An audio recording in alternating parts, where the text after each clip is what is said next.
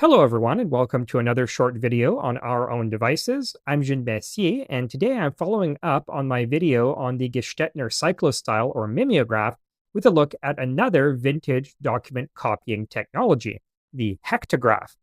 This was developed in the 1870s and is a remarkably simple system consisting of nothing more than a sheet of gelatin. And because it is so simple, it was used in both official and unofficial capacities, indeed in clandestine operations, throughout most of the late 19th and early 20th centuries. Now, the earliest direct ancestor of the hectograph is the letterpress copying system developed in 1780 by none other than James Watt of steam engine fame. And this process involved the use of a special copybook, which was a bound volume containing sheets of translucent tissue paper. And to use this process, you would first prepare a master document by writing in ink on a sheet of regular paper. You would then open up the copybook and moisten the desired number of pages using a brush or an applicator dipped in water. You then insert your masters in between the sheets of tissue paper, alternating with sheets of oiled paper. Then close the book and place it in a special screw press. And this would cause the ink from the master to be transferred onto the tissue paper, creating mirror image copies. However, since the tissue paper was translucent, you could read them normally by simply reversing them and holding them up to the light. And this remained a standard method for copying small batches of documents in offices for nearly 100 years. Now, the quality of these copies was generally poor due to the inks available at the time, which were traditional iron gall or carbon black India inks.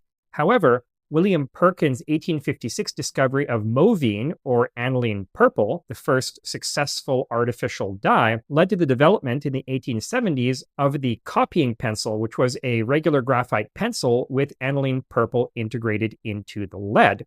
And these produced higher quality results and larger numbers of copies when used with the letterpress system compared to older ink formulations. Now, interestingly, even after the duplicating processes that used them became obsolete, copying pencils continued to be used for many years as a cheaper and less messy alternative to a nib or fountain pen. And this continued until the 1940s and 50s when they were finally replaced by ballpoint pens.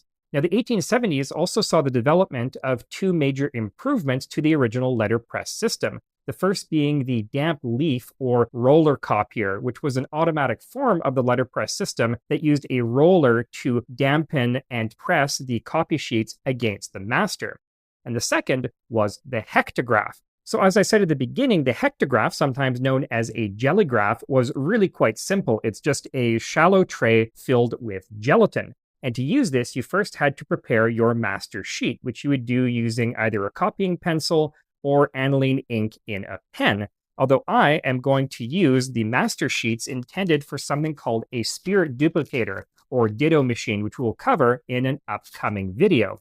So this is very similar to carbon paper. It consists of a sheet of plastic covered in a thin layer of wax impregnated with aniline dye. And when you write on it, it's going to transfer that wax onto the master sheet.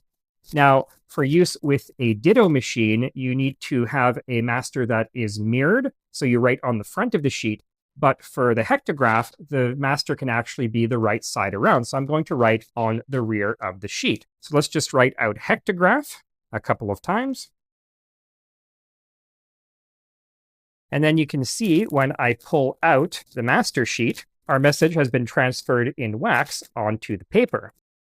The next step is to carefully lay the master sheet face down on top of the gelatin, making sure that it is pressed down onto the surface.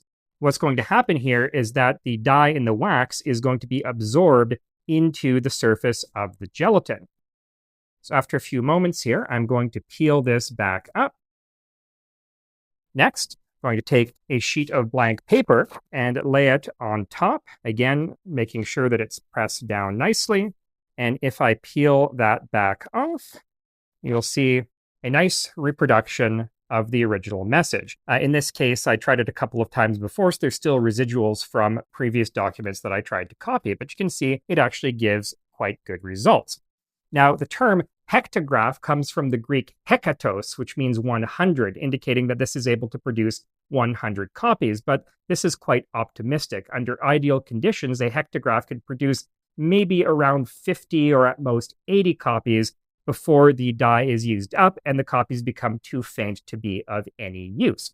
Now, there were a number of more sophisticated versions of the hectograph developed, including the Shapirograph, and this consisted of a continuous roll of gelatin-covered paper that was able to produce multiple copies at once. There were also versions that looked like mimeographs with rotating drums covered in gelatin. However, given the extreme simplicity of the classic hectographic method and the fact that it uses readily available materials, this was an ideal method for printing documents clandestinely or in circumstances where resources were scarce. So, for example, the underground communist group De Rote Kapelle, the Red Orchestra in Berlin during the Second World War, used hectographs to produce their publication Die Innere Front, while Allied POWs, including the participants in the famous Great Escape from Stalag Luft 3, used hectographs to produce false documents and stamps on said documents.